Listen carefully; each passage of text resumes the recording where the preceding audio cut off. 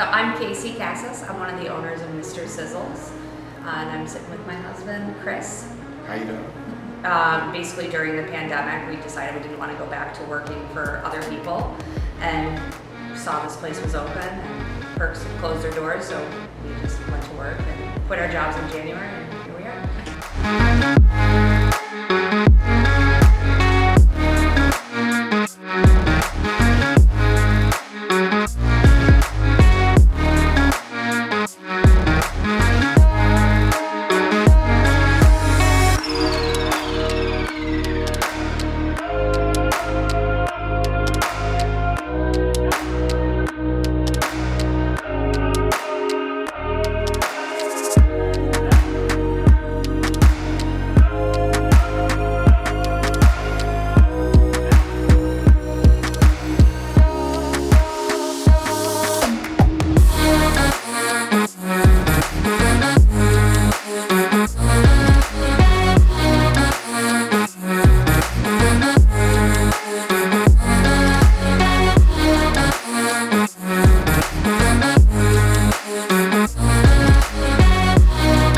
Perks was a coffee shop, so they had numerous locations in the Buffalo area, and then they just closed out of nowhere.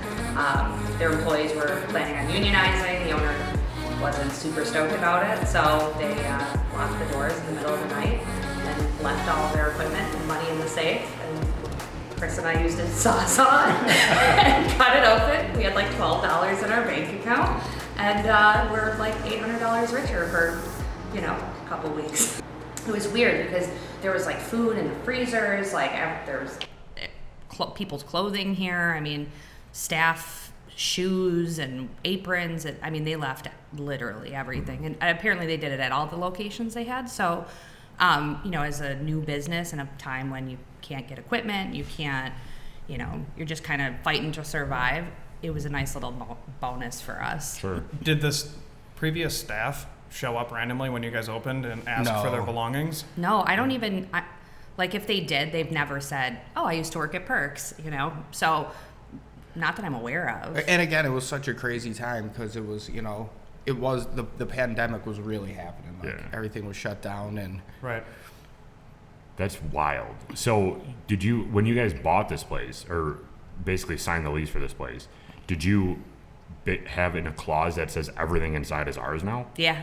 That's awesome. That's amazing. We were able to do a lot of wheeling and dealing because of, what was going on during that time of, so we signed People weren't renting spaces out, No, so we we got to put a little COVID clause in the lease. So, everything kind of was coming up Casey and Chris for a little bit, which was really nice. That's fascinating. What was your expectation? Did you think that someone was going to come back and be like, hey, this is ours? Were you expecting a fight or no? We didn't really know what to expect. We knew in the past, we won't name names, but we knew in the past there had been some issues with a tenant that took an axe to the bar and destroyed it on his departure. And so, it's Buffalo. We're freaking tough. Absolutely. I'm like an old school North Buffalo Italian girl. You come in the middle of the night, you know how to jack a car. So when you first, what was the condition in when they left, and what type of renovations or remodeling did you guys have to do? It wasn't in bad condition. It just wasn't, it wasn't Mr. Sizzles. Mm-hmm. It was a coffee shop. So we tore pretty much everything out, the old bar. This was like a chalkboard wall behind us. We ripped that down, and we just built everything from scratch. It looked completely different. So, basically everything you see inside of the space mm-hmm. was not here. The bar went parallel with Normal Street, and, we ripped everything out. The bar was 2.5 inches shorter than your standard bar height. So when people sat at it, their ass was hanging out. They couldn't, get their legs under all the way. The wall that separates our bar from the kitchen, that wasn't there. We built that. Okay. Same with the counter. The bench behind us, we built that. It was, it looked like a coffee shop. There was a dirty sofa and an old piano in here and coloring books and, just stuff you would see at a coffee shop. That had to be we talk a lot about silver linings and a lot of this stuff, but this business that just got up and left. They didn't have time to like, if you're closing a business, some people that have ill intentions could like destroy the business and screw the next person over. But this situation here, if they just picked up and left, it probably was in very good condition. Yeah.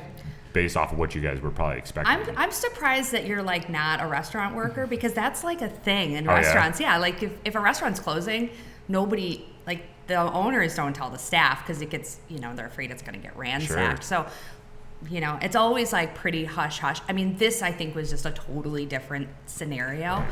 but it was also like a very strange time in the world. I mean, you got to think it was January 2021. Restrictions were just kind of starting to get lifted. Like there was a lot of misguidance from the state. Nobody really knew what was happening from day to day. You kind of lived in this perpetual fear of, I could not have a job tomorrow and have to reapply for unemployment that could take 6 months for me to get again. So, it was just kind of a strange time for, I think, restaurants and restaurant like owners and, and employees, but no, nobody, I mean, the stuff was like gross. Yeah. So poor Chris, like, Charlie work.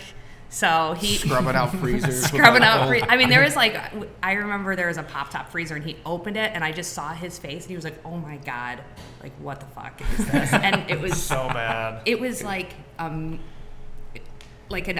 gelatinous like ice cream meat soup like floating around in this freezer, mold. Like it was gross.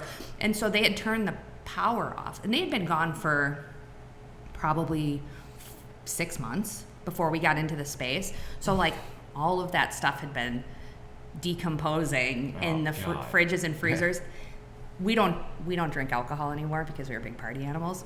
And That made you want to start again, I'm sure. well, Yeah. I remember we were cleaning the one day and I looked at Chris and I was like, "Why is there an open bottle of vodka next to you?" And he was like, and then he goes, "I'm sticking my nose in the bottle and smelling it because the cooler smells so bad." So he would like scrub and then he'd walk over to this 750 milliliter bottle of like Cheap vodka. the like $4 liter bottle or whatever of vodka, and he would just stick his nose in it and smell it and then like dive back into the cleaning portion. But it all worked out and we were here, we had nothing but time on our hands. There was nothing to do. Sure. And so we just cleaned and brainstormed, right? Yep. yeah. Oh yeah. So what was those conversations like between the name, what you wanted to offer patrons, and then kind of like a theme? Because I'm sure all of that was all encompassing. Well, we originally had a different concept for across the street. Okay. We had partnered up with a husband and wife. There's actually 4 owners to Mr. Sizzles, and John and Misha Pantalina. We couldn't have done it without him. And he has that building across the street, and we were going to do a restaurant together. And, COVID happened and just threw such a wrench in it. It was so disheartening. Casey and myself were like, well, what are we going to do? We have young kids. The place we were working for at the time was just the worst, most evil company in the world. And we just felt so defeated. We're like, what are we going to do?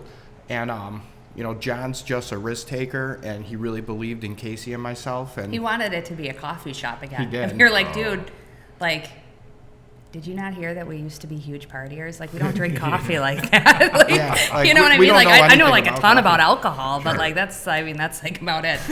So we talked him into it. we talked him into it pretty heavily, which was I was the helping. best decision we could make. Yeah, I was helping somebody open a burger restaurant outside of Philadelphia, and I had all these ideas. Like again, COVID, you have all this free time.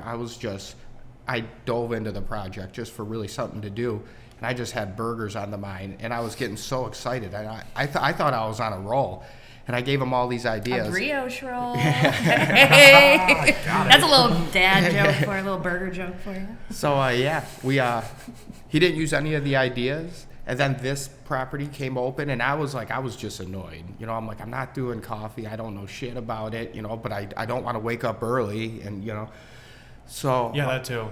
yeah, I mean, Yeah, like we don't want to wake up at 5 a.m. Right. and put the pot on. Like we're like we just yeah, there's a lot of love. Like with any restaurant, there's a ton of love that goes into it. Like down the street from us, we have this awesome coffee shop called Remedy House, and like you walk in that door and you're like, holy shit, like this is a coffee shop.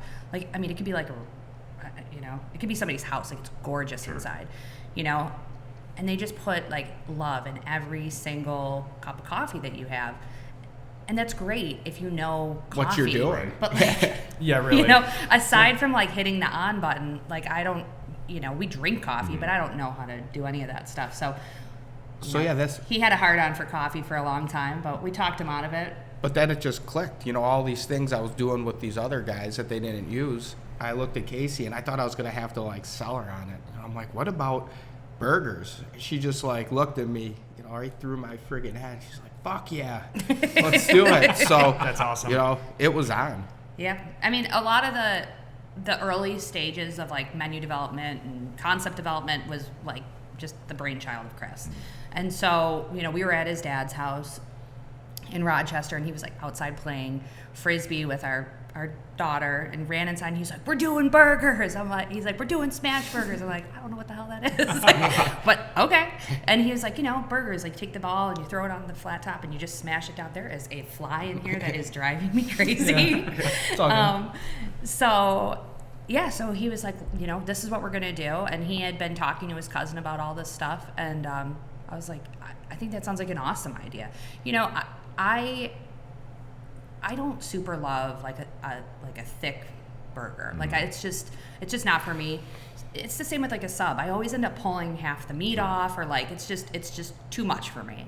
And so when we cook burgers at home, that's what it is. They're just like paper thin and just stack them with a bunch of crap that you want on them, and they're delicious, and they're quick and greasy and delicious, like just how a burger's supposed to be. Smash burger is you just smash it down. Yep. Yeah. So it's like a full fat burger. So it's like it's a blend. It's a 70-30 blend of ground chuck and fat, and it's a 4-ounce ball you throw on the flat top, and then you smash it, and it cooks perfect. It gets like a real like crispy, fat layer on it. So like when you bite into it, it's got like a little bit of a crunch. So it's got super good texture, and because you're cooking it at a high heat and you're smashing it down, it just preserves all like the deliciousness inside of the burger. It's just like a flavor bomb when you bite into it. Yeah. So so we decided we were going to do smash burgers, and then our partner was adamant about having a fried chicken sandwich. And Chris is not he's not crazy about. He never orders chicken anywhere we go. I love fried chicken, and so. We kept going back to the drawing board with that, and then it just kind of, we kind of went down the rabbit hole. When we designed the bar program, we actually we're bartenders, so we started with the bar, and then we moved into the food menu. So I had the cocktail menu written like months before we had a food menu. Yeah. But we wanted the whole place to be inclusive. So when we started the bar menu and the bar program, I had told Chris, when we stopped drinking, the hardest thing for us was to just feel comfortable sitting at a bar. Because if you're not drinking and you're sitting at the bar, I don't know what the reason is, but you always feel like you're taking up a bar seat and that they don't want you there. And so, that was hard for me when I stopped partying.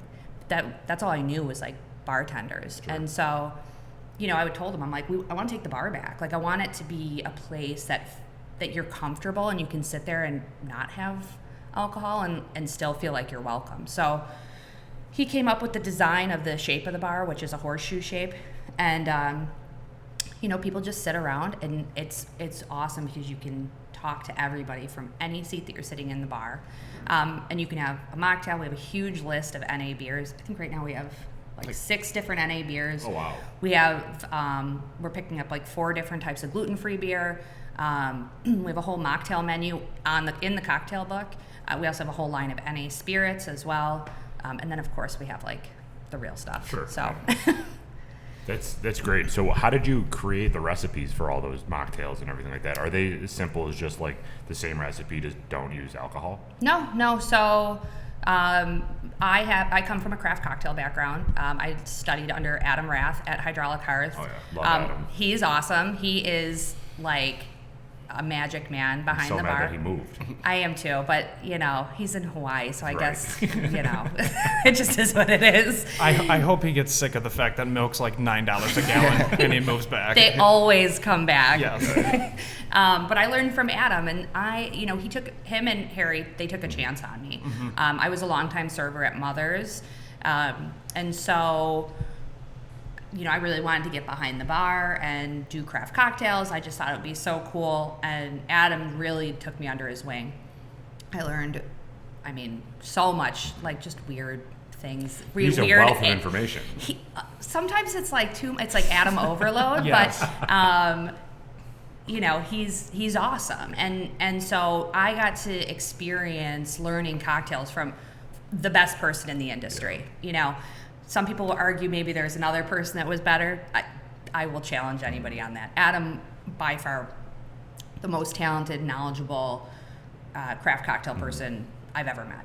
So I learned from him, and then he helped me take over Lock House, and I was the bar manager at Lock House, and I got to really, for the first time, kind of dive into my own weird brain of cocktails and do a bunch of strange things. So I was doing like duck fat washed Negronis. I was doing chocolate milk washed mezcal cocktails with Calabrian chili syrup, and wow. I was just doing, because nobody told me no. Sure. So, shout out to Lock House. Thanks for letting me be super weird. And so, that's kind of how the cocktails started. And I'm not really, I'm not a scholar. I don't really have any other skill set besides the bar stuff. And a lot of the cocktails I just wrote without having access to the ingredients. I always do things from a taste perspective. So I used to live in Charleston, South Carolina. I worked for this bigwig chef down there, and so I always approach cocktails from like the food perspective. Sure. I never start with the spirit. The spirit's like the afterthought for me. Most people start with a spirit, but I start with like a flavor profile, or so all the cocktails and mocktails, I basically wrote all the recipes out, and once we finally got our liquor license approved, we just R&D'd it real quick, and that was it. So not to cut you off, Derek, my apologies. So that whole process, I like that aspect where you focus on the tasting profile first, because I feel like we run into that issue where we're trying to go spirit first, opposed to a flavor profile first, because then you can basically just add the touch of the spirit to incorporate its specific tasting profile, but you just focus on, I want this to be smoky at first. Yep. And then you can kind of pick a scotch, and then you go based off of a region to add a little more smoke. Yeah, and for me, because I've only been doing craft cocktails now for, I don't know, 8 or 9 years.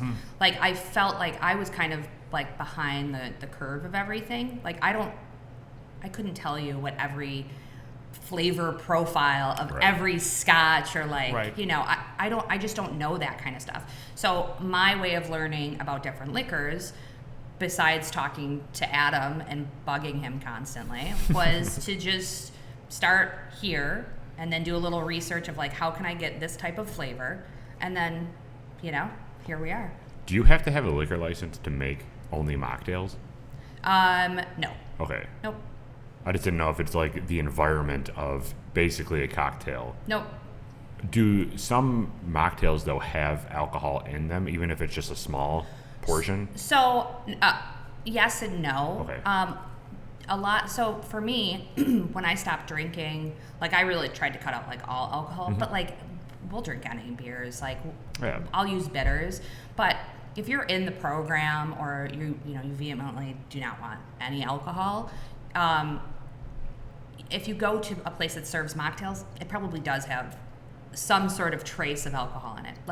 If they have a splash of Angostura bitters in it, it's not a mocktail now. Now it's, it's left for interpretation. So, so ours have zero alcohol. Okay. So it's 0%. We don't put anything that has any sort of bitters that are in it. No, you're good. It's very, to your point, it's very similar to decaf coffee. It's still 5% caffeinated. Yeah. You know what I mean? Yep. Yeah. So my father and brother are both in the program, and they no alcohol, no nothing. My dad doesn't even want to drink cough syrup. So I didn't even realize that until I was kind of in that dealing with somebody that was Sure. in the program, and we want this place to be inclusive. We want you to know that we're going to be respectful of your wishes. your really. wishes, and we're not going to sneak anything in there that you don't want. So we use like glycerin-based bitters that we get from this company in Colorado, and we just we put a couple drops in there, and they don't have the same mouthfeel because they're glycerin-based, but it gets the job done, and people I think super appreciate the fact that we give that extra little bit of love. It's not just it's not a juice box, Right. Yeah. That's awesome. I mean, we hooked up at the mocktail event Yep. at Hartman's from Nickel City Pretty, and your cocktail was fantastic, or your mocktail was fantastic. Thank you. The flavors in there was just, it was mind blowing that it didn't. It felt like it had alcohol in it just because I was expecting it to. Yeah, right. But at the same time, like that's a good kind of like way to figure out that this is not any alcohol in it. This is something that you can enjoy for any occasion. It doesn't have to be at a bar scene. It doesn't have to be, you don't have to feel pressured to have alcohol in it because it tastes just like if it basically did. Yeah, so there's like a lot of products that you can use to kind of get like that alcohol component, like flavor Sure. feel. Like teas are great because they have drying agents in them. So like a lot of times, like we used an oolong tea in ours. There's also, I'm trying to think like what else we've used. Like you could put 2 ounces of Pepsi into a cocktail tin and shake it without it like exploding all over you. And it'll do the same thing. So like you'll get that dark sugar kind of malty vibe to it from using different sodas. I mean, there's a lot of things that you can really branch out with without actually physically putting the spirit in. And honestly, like for us, we'll drink a 12-pack of like Jenny NAs watching the Bills game. Right. And it just, for us, I mean, it just feels right. right. You just don't do all the crazy shit after. Yeah, right, exactly. We're not trying to kill anybody afterwards, so. You're supposed to, though. That's fascinating that you can substitute like soda for the same type of flavor that you would get with alcohol, because we talk about it all the time with a lot of bourbons mimic like flat Dr. Pepper. Yep. And if you put an ounce or 2 of Dr. Pepper in there, shake it around, it's going to be flat. Then it gives you that same like cherry oaky Yep. profile to it. I didn't even think of that. Oh yeah, I mean, like we really try to like branch out and do as much as we can. And honestly, probably if I still drank, maybe I wouldn't have put so much thought into it, because a lot of times like having an NA option, it really is an afterthought. Like we go out, anytime we go out, we always try to get an NA beer. 9 times out of 10 people don't have one. Sure. Or it's like the last thing. It's like we have no duels. Yep. Yeah. Oh yeah, here's a Bex, and it's like Yeah. Cool, thanks. Sweet. But it's the same thing with a mocktail. I'll be like, oh, can I get a mocktail? And we'll go out to dinner, and I'm like, okay, well, this is just lemonade. Thank you. Right. Seriously. It's delicious. Thanks for the lemonade. But Do you want a quarter for my cup of lemonade? So where does this logo and name tie into everything? Because I feel like that was a brainchild between the two of you quick idea that I have in my head. You came up with it, and then you asked for a blessing. Like, what do you think? For what? For the logo and name. Well, one of the things that we wanted to pay like homage to the old burger joints of like the 50s. Oh, cool. Okay. So that was kind of the thing. That's what we knew we wanted. We wanted like a little character of some sort. We could not come up with a name. We had the hardest time. We were gonna name it was gonna be Burger Daddies. And there was one in California. We were just stumped. And our partner, they had a squirrel that kept on getting into their house, and their daughter was feeding it. it was like swinging from like the chandelier. Like it was like in the house, like constantly. And she named it Mr. Sizzles. So, And so he told us this. So like we gotta like backtrack a little bit. Yeah, awesome. please do. So we, for months, went back and forth about a name. We were like losing our mind. And at this point, we're like, shit, we got to figure something out, because we can't apply for our liquor license, a business, like any of this stuff without. we need a name. We need a name. And I love you, John, but the names he came up with were really bad. Oh, and to his defense, the names we came up with weren't super great either. Burger Daddy, it sounded sexy to me at the time, but like, Mr. Sizzles is way cooler. There was Get Smashed Burger. Get Smashed. John wanted Working Man Burger, which is so bad. Yeah, that's like Luke's diner. Yeah, Gilmore Girls. Exactly. Oh my He also came up with zombie burger. Some people liked zombie burger, Yeah. but that's just like not who we Yeah, are as sure. people. Right. Like we felt very disconnected from the name. But then, And he dropped it on us. He dropped it on us as a joke. He's like, oh, Mr. Sizzles, and we're like, what? It's like, you've been sleeping on this for how long? Literally, that's exactly what he said. You've been sleeping on this? Like, what are you doing? And he was like, well, I don't know. So then we went. Because in my head, there was a guy. There was always like a little character Sure. of some You sort. know. And so we originally had like a squirrel with like Okay. a A little chef's hat little, thing. yeah, like a diner hat, and then an apron, and he was kind of like running.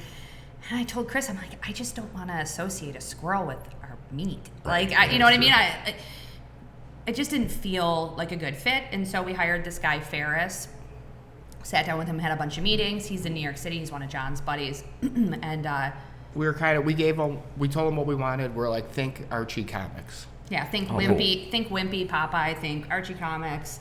Think about your childhood, like when you'd go to McDonald's and like, even though Ronald McDonald's super scary looking, when you were a kid, yeah. like He was the man. he was Without the a doubt. freaking man. Yeah. Like the Hamburglar, who was Grimace, like come on. So Chris, that was like all Chris coming up with the little character, and he was adamant about having one. And it's So the first rendition was just Mr. Sizzle's hands kind of like pointing in different directions. Sure. And he was like, but it just didn't feel like the restaurant that had been talking about for so long. And then he came up with this little character, and killed it. Chris hated it at first, and I fell in love with it. And he was like, man, I want this squirrel. And I was like, dude, we're like, I'm pulling the wife card here. Like, I'm putting my foot down and no on the squirrel. And then But my friend also came up with the squirrel too. Yeah, so. well, that was the other thing. But then, after a couple days of him staring at it and us going back and forth, and then laying it on branded material, laying it on like a paper cup and laying it on a fry box, and we just knew, like immediately, like something just clicked one day. We were like, this is it. This is the guy. Like, Yeah. That's cool. So the first couple months we were open, we tried to be a little mysterious about the way we were posting, and so we only posted drawings of Mr. Sizzles. We didn't post any menu. We didn't post our concept. Because we didn't have one. Well, yeah, we didn't have one, but thanks for telling me. I feel like with the name Mr. Sizzles, though, you need a person in the logo to be the Mister. Like, to basically put one and two together to come up with, like, Mr. Sizzles. The squirrel would have been cool, too. But, like, the guy or person behind that is, like, I'm just looking right over your head because that's where the logo is right now. But, like, he is kind of Mr. Sizzle. Yeah. What's he got in his hands? Like, is it supposed to be a certain thing? So it's like if he's where he's holding onto the. So we shaped it to look like kind of like our burger bun. Oh, okay. Gotcha. Gotcha. That makes sense. So he's That's so peeking cool. up over the top of the burger. Yep. I like that. Yeah. That's really cool. So with that whole vibe that you were going with the logo, like the environment and the atmosphere in here isn't 50s diner. It's different. So how did you? So it's different. So like our color palette is definitely in that spectrum of like diner-esque, but we wanted to incorporate more of just some like warm wood, and like we redid the floors, although you can't really tell because they scratched up very quickly. But Also it's like it's been done. There's what is it, Johnny Rockets? Or, Right. Yeah. So you got those places that are like 50 style diners or whatever. It's like we just wanted, we wanted the vibe. What's the place you always say? The place in the Galleria? No, from Saved by the Bell. Oh yeah, that's what I was thinking. I'm like, let's like where they Like the hang Max. out. Yeah. Oh, the Max. Max, yeah, Yeah, he's yeah. like, yeah. So he wanted it to be something fun, and Yeah. And I've been saying this forever. Like, ask her, like, we'll go to Ted's, and I'd be like, if they put a bar in Ted's, this place would be a moneymaker, And she's like, you're nuts. He's But, saying about Five Guys too. He's like, man, can you imagine if there would be a bar inside of Five Guys? I'm like, you're saying that because you're an alcoholic. But he was right. Yeah, he was onto something. Yeah, he definitely was. But so like the logo, the color palette, I mean that is definitely that. But then like the music we play like all like 80s music. Cool. So we have some 70s rock, and then it's like basically all 80s, like of every genre of 80s music you can think of. We just wanted it to be different. We wanted to stand out, and so even though we started at the cocktail menu, I mean, because of COVID was kind of we ran with COVID. You know what I mean? Yeah. So we were just like, we were depressed the year before in 2020, and we were like, after spending 2 months cooped up in a little 3-bedroom apartment in North Buffalo with 2 kids that were making us lose our minds, we just decided at some point, like, I can't keep losing my mind and crying every day and freaking out and being afraid. Like, we're going to turn this into something positive for us. So we just hit the ground running. And I feel like, Casey worked on the cocktails, I worked on the food, and that was pretty much it, It's amazing. It's literally the American dream. Yeah, I mean, we got our shot, Yeah. We were bartenders. I mean, it was either buy a house or open up a restaurant, and we said, screw it, let's go for a restaurant. Like, I'm gonna have to work in a restaurant the rest of my life anyways. I don't have any other skill sets. It's not like tomorrow I'm gonna be an attorney. Like, this is who we are. And so, we just kind of pushed forward, and I mean, it's been awesome. Well, congrats. I mean, that's Thanks. a giant leap, but yeah, I mean, you're crushing it. So how does the vibe in here change from the diner food aspect to then the late night cocktail? Honestly, it's kind of an all-day cocktail. Oh, Hell okay. yeah. That's what I'm talking about. Exactly. Well, it's Buffalo. You know what I mean? Correct. Sun's up, time to crack one open. So That's what's nice about the flow of the restaurant. The bar is over there, the dining room's here, but it's still... It's open. It just works. We were a little nervous at first. I say one of our first Friday nights, we did something with Jameson. We had people handing out shots of Jameson, and I'm like, I don't know how this is going to work. And then I saw a family, husband and wife with a wagon with 2 little kids walking up, and I didn't know how it was going to go. Like, are they going to, leave and tell their friends not to come here because it's like a party? And, the girl handing out shots of Jameson, just doing what she was supposed to, walked right up to the people with the wagon and little kids. And I'm just watching it, thinking it's going to be this train wreck. And, the dad does his shot, and so does the mom. And they got their food. The kids had their milkshakes and were kind of running around. And they were each drinking a beer. And they thanked us. They're like, this is a place we could come with our kids. We can have a couple drinks. It's the most Buffalo story ever. it really is. We don't mind if your kids are destroying the dining room, because, it's...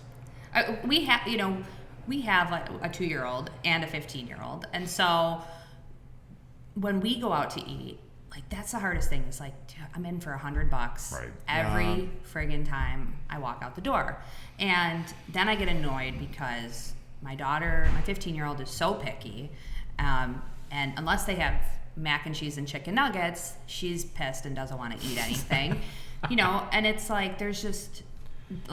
I wanted a place that was affordable, that you can bring your family. You can have a family of 4 here, and you can be under $60 and feed them, and it's great. And so, it's loud enough in here where your kids can run around and cause a ruckus, and like the table next to you like doesn't even freaking realize it.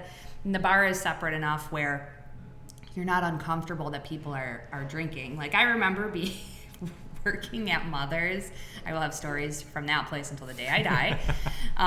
But I remember working at Mother's, and there were a group of these guys that would come in every single day and get blackout, like annihilated, blackout, hammered. And the one guy would sit at the bar and sing at the top of his lungs we're not talking at 2 o'clock in the morning. This is like 5:30. You know what I mean? So there would be a family in this restaurant with white tablecloths, and then 10 feet away would be this the regular Yeah. drunk, screaming for shots of Stolio, just pounding glasses of wine, singing at the top of his lungs, and families would be pissed. And it's like, you just need a place where people can do that, but you can't really hear them doing it. And so, we did it so that would be, a little bit of an open concept.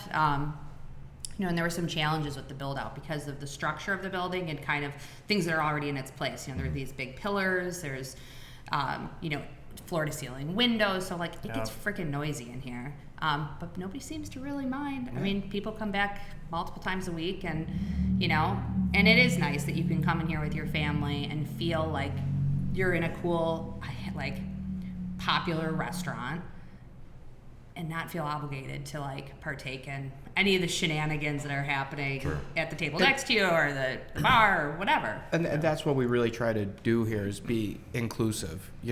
Everybody's welcome, everybody. And we try to have something for everybody. So, you could come here with your family. We get a lot of college students that kind of hang out here. You could get the best burger in the city. You can get one of the best cocktails. And, if you don't drink, we have the mocktails. And if you're vegan, we have a huge vegan selection. Oh, cool. So you can get vegan burgers, shakes. We really, really try to be inclusive just so everybody's welcome. We don't charge for gluten-free rolls. We've had people thank us for that. It's it's not your fault. Yeah, really. Right. Well, and so when we kind of like dove into those mocktails, Chris was like, we have to put that kind of attention to detail in the food as well as the milkshakes. And so like for the food, we cook all the vegan stuff on a separate flat top. They have like the vegan milkshakes have their own blenders, their own tins. And so it was a little bit more like upfront cost for us, Sure. but we weren't cutting corners. We wanted to do it right and be mindful of everybody. And I got nothing but love for vegan people. I lack conviction. I can't do it. But I respect it big time. Yeah. So like that's kind of where the thought. And again, like mocktails are always an afterthought. Well, so are people that are vegan. Mm-hmm. Or like if you have a dietary restriction, like why is that? It's so easy to provide for everyone rather than singling groups out. I mean, as a restaurant owner, first of all, you're missing out on a whole another clientele that you could have in your place. And anybody those vegans, they are freaking die hard. Like, you know what I mean? Like they are just, when they find a place, because they don't have a ton of options. I mean, now more so than they did probably 10 years ago. Oh, without a doubt. They just, they didn't have all those options. And here you can come here with your non-vegan friends or your, if you're vegan, with your parents that probably don't understand why you're vegan, and sit down and have a burger and a milkshake and fries like you would when you were a kid. And you can have whatever you want. Your parents can have whatever you want, and there's something for everybody. And And like Casey said, we have a separate griddle that we cook, the Impossible meat on. We have, behind the counter, we have black scoops, black tins. That's for, dairy-free, vegan. Okay. We have two different fryers, one for chicken, one for fries. So, your fries aren't in a fryer that chicken's being cooked in. So we really try to pay attention to the details. And that's awesome. So if you guys aren't owners, take us into a situation where you're coming in as a customer. What are you ordering like for your entire meal? I mean, it's so hard because like I go back and forth. Chris and I have been eating this food. Like I wasn't always shaped like this, you know what I mean? So Chris and I have been eating this friggin' food for so long that like every time I have this discussion, it's like something different. So it used to be, I'd always say my go-to was the Queen City, which is the fried chicken sandwich. It's a tribute to Buffalo. It's that, we took things from Jim's. Jim's Steakhouse. Well, we took things from everything. When I was 16, I worked at a pizzeria. And I'd eat a Royal like every day on my break, Sure. So we have a burger that's the Royal, where instead of sausage, just a patty with provolone, capicola, lettuce, tomato, onion. They toss the lettuce and a little bit of sub oil, and it's like when you eat it, it's like this burger could have only came from Buffalo, So I'd say that's my go-to. Honestly, awesome. I think my go-to currently is the butter burger. Yeah, that's like my second It is favorite. just like it's stupid how good it is. What is on that? So it's actually really simple. It's our brioche. We have a brioche bun, and actually our brioche bun is actually vegan. Okay. And so a lot of people don't realize that, but instead don't tell them. Cut. Yeah. So instead of it being like brushed with egg white, it's brushed with a sunflower oil. And so it's the brioche bun, the smash patty, 2 pieces of cheese on every burger. Yep. Diced onion, and then it's just a huge slab of butter on top of it, and it just melts, and it's like, my God, it's so perfect. It's just like, I had one the other day, and I was like, oh, I forgot about this. Like, this is so good. But the in a jiffy was like my go-to for a long time, and that's just our peanut butter burger. So it's smash burger, peanut butter, cream cheese, and grape jelly, and then with fresh jalapenos on it. Casey came up with that one. Yeah. That's a little stoner delight. Yeah. Might as well tell the family. Hopefully they're all listening to this podcast, but Casey's a huge pothead. So, I mean, a lot of the menu was written under the influence of marijuana, so it pairs really well with weed, and so it's great. I think the other big popular burger right now is the Melt, and it's a burger, and it's honey mustard. We make all of the sauces in-house. Honey mustard, and then it's pressed between 2 grilled cheese sandwiches. So we take our brioche bun, we flip it upside down, so the puff part of it. We put the cheese on it, we smash it together, so you get 2 full brioche buns, and it's smashed between it. gosh. I mean, it's this big. Thick. But with it's bread and butter pickles. Yeah, bread and butter pickles. Sauteed onions. Tons of cheese. I mean, it's phenomenal. That's awesome. Derek is literally going to have a heart attack. Starving. I know. Wow. So where can people find you on social media, and then what are your hours? Because now people are basically just going to try to find photos and then come here. So on Instagram, we're at Mr. Sizzles. It's all spelled out, MisterSizzles. Same with Twitter. We're on Facebook, and We're open 7 days a week. we're open 7 days a week, 11 to 11. We're located at 346 Connecticut Street in Buffalo's West Side. And then Sundays, 11 to 3, we do have brunch. So we have drink specials, and we have a brunch menu. yeah, we run our brunch menu with our full house menu as well. So just from 11 a.m. to 3 on Sundays, you can get a burger with an egg on it. Cool. We also make a special breakfast patty that we do only on Sundays. Bacon and sausage. Yeah. Yeah, it was funny because Derek and I were like, all right, Mr. Sizzles is going to be on. All right, I'm going to look up their hours, and then we can coordinate when we can do it. Hey, man, they're open every day of the week. They just never close. Yeah, I was like, so we have to work around their hours, and then that led us to today and this morning, because we're just like, we gotta beat the mob. Yeah. Especially on a weekend. Yeah. We're like, how are we gonna do this? Well, it's so crazy. When we were kind of going through the ebb and flow of opening the restaurant, the first thing that we put money into was t-shirts, and so we put our logo on all these shirts, and we passed them out, and we just gave them to everybody, people walking by in the street, all of our bartender friends, and everybody recognized the logo before we even opened. So when we first opened, people thought we were a chain restaurant. We're like, no, man, we're from Buffalo. I was just bartending at this shithole 6 months ago. I promise, we're from here. We're not some big corporation that's coming in trying to shake things up on the west side. We are through and through locals. And so, we just want to kind of give back to the community and have a safe place for everybody to come and eat, and it be affordable and fun and, different than on every other place. And so, Cheers to that. Yeah, I think you guys Thank nailed you. it. Thank you. Yeah. We try to give back to the community as much as possible. We're always doing fundraisers and stuff. And I think the most important part for what we've done here is, this platform we've stood on about the importance of changing the restaurant industry. Restaurants are fucked up. A lot of people don't realize it, but they Yeah, are. I mean, a lot. This industry can chew you up and spit you out really fast. And So what are you guys doing for that? So, it started with, appreciating the staff. The place that we had worked at before was The devil. awful to their staff, awful. I remember, we won't name names, but during COVID, the month of December, they had 32 people test positive for COVID. They never shut down. They wouldn't tell you if you worked with somebody that tested positive. They weren't cleaning. They were serving wine in glasses with mold in it. They weren't, using dish detergent in Oh the my dish gosh. machine. I mean, it was bad. I'd never worked in a restaurant like, I mean, that's like an extreme Sure. case, but I'd never worked in a restaurant like that was so blatantly abusive to their staff and awful to work for.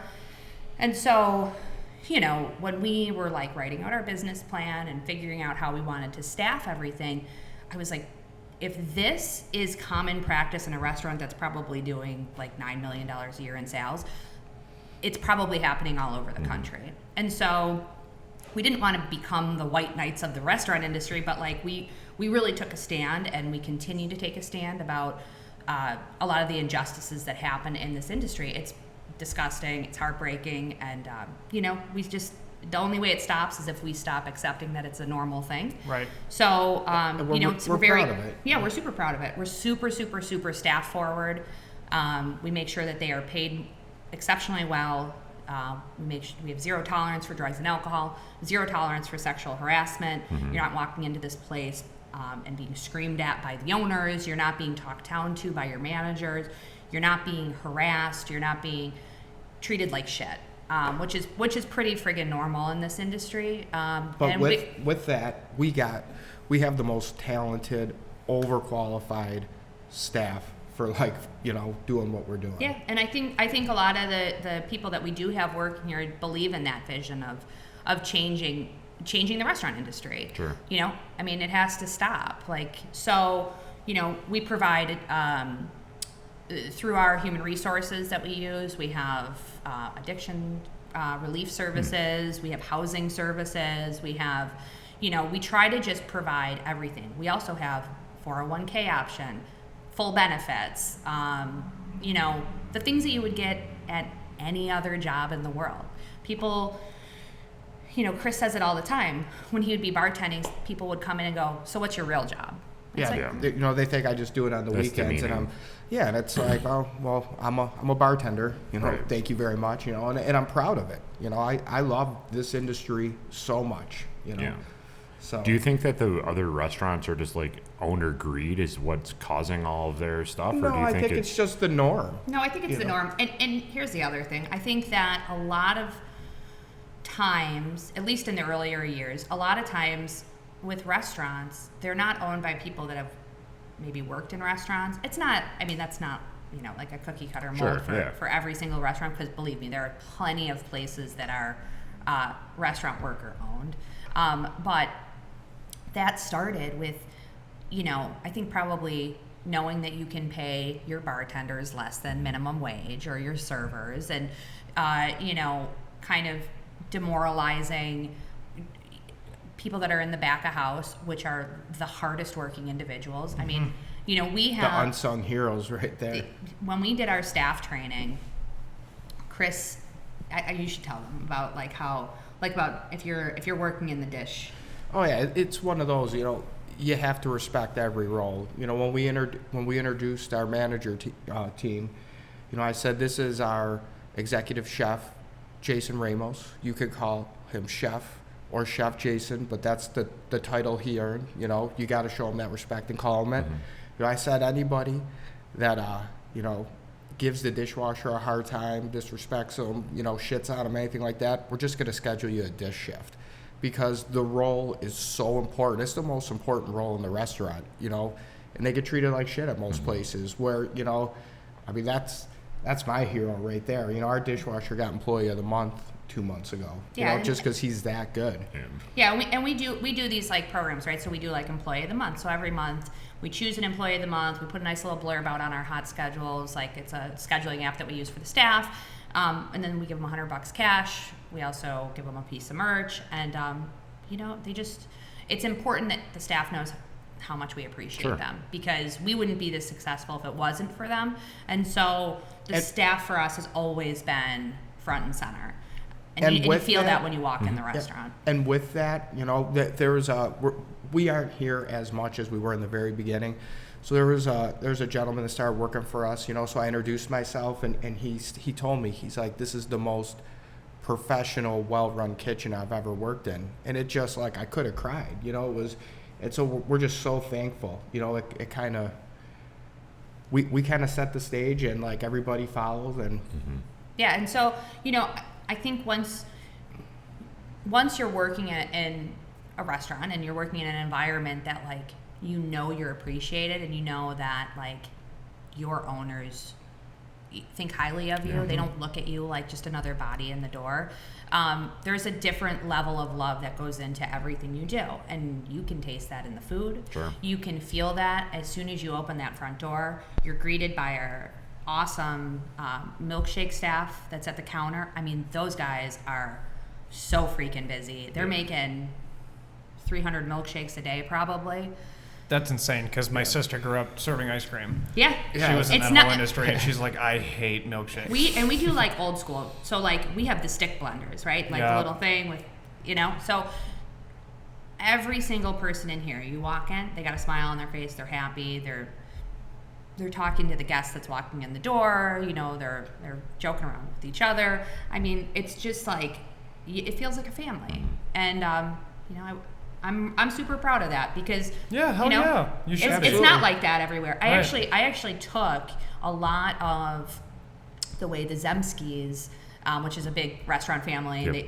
They own Hydraulic Hearth and Swan Street, Swan Diner and Larkin, and I took a lot of the way they treated their employees to here because, like, I remember when I first started working for them, Harry came up and he was like, "Oh, here, this is for you," and I was like, What is it? And I opened it. It was a check for $100, and it was a Christmas bonus. I'd never gotten a Christmas. I mean, I never had gotten anything at any job I'd ever worked at, and I was just kind of like blown away by that. And so it was things like that. I mean, it was more than just the $100 at Christmas time. I mean, he would take us to hockey games, and we did our Hydraulic Hearth Fantasy Football League draft at his house, and he provided food. I mean, him and his family have always been so good to their staff, and I was like, damn, this is freaking awesome. Like, what a good environment for me to work in. Mm-hmm. And we wanted to convey that to everybody. Treat the restaurant people good. Right, seriously. Because they're valued, I mean, I want Mr. Sizzles to be a place where if you take this industry serious and you want to make a career out of it, we'll give you all the tools here and treat you the way you should be treated. That's I like all. that. I mean, that's amazing, and everything that you guys just said is just a kudos to you on how you're running your thank business you. because, like, your employees are great, but they're learning it from you guys as well. So very well done. I think like my biggest thing is like if Mr. Sizzles isn't the right fit for you, that's totally fine. Mm-hmm. I hope wherever you go, you can take what we've taught you into that and just be like, listen, Or at least treat know, them better. and know their worth, exactly. Know your so worth. You're going to a new place and be like, listen, this is Exactly. how I used to be treated. I know what the restaurant industry should treat you like. Yep. I'm not going to take up or put up with your shit here. Yeah, I mean, So. Chris has a huge corporate background, so like we've put in a lot of like corporate policies into, and honestly, it's been great. And it's just things like no drinking on the job, Yep. Don't blow coke, like you know, Yeah. Yeah, really. The easy stuff. taking the door, the easy things, like Low code. so just like the easy stuff, and it's worked out, and almost all of our staff we've had since we opened, and since we trained them, and so we trained everybody for like a little over 2 weeks, or was it 2 weeks? 2 weeks. 2 weeks. Before we opened. We opened May 24th was our friends and family, and almost everybody is still with us. Some of the bartenders have left, but the kitchen staff is all the same. Which is crazy, and the counter staff is basically all the same too. That's awesome. And even the bartenders that left, it wasn't like, they left because they got offered great opportunities to do their own thing. Go check out Craft and Corked in Hamburg. Those guys are all Sizzle bartenders. Yeah, I mean, it was, it's been a really awesome, like, learning experience, growing experience, and super humbling. Chris and I was a total shithead before I stopped drinking, and so I've kind of like taken back control of my life, my happiness, my destiny, and I just always want to put out positivity and love in this industry, and And it's easy when you're in Buffalo, Right. Yeah. right? Because it's the greatest city in the world, and there's nothing like it. Right, exactly. Well, guys, thank you so much for your time. This has been a great discussion, and you have to come here and check it out because this whole environment that they're creating here. All their food is great. Their cocktails are great. Their mocktails are great. They have every option that you can even imagine. So come here and check it out for yourself and meet these two people because they're amazing. So Yep, and Bills by a billion. We're going Oh, to yeah. the Super Bowl this year, so. Oh, yeah. go Bills. We will Go be Bills. closed for the Super Bowl. yeah. Oh yeah, we're closed for the Super Bowl, so. There you go. Well, thank you guys. Appreciate your time. Thank you you. so much.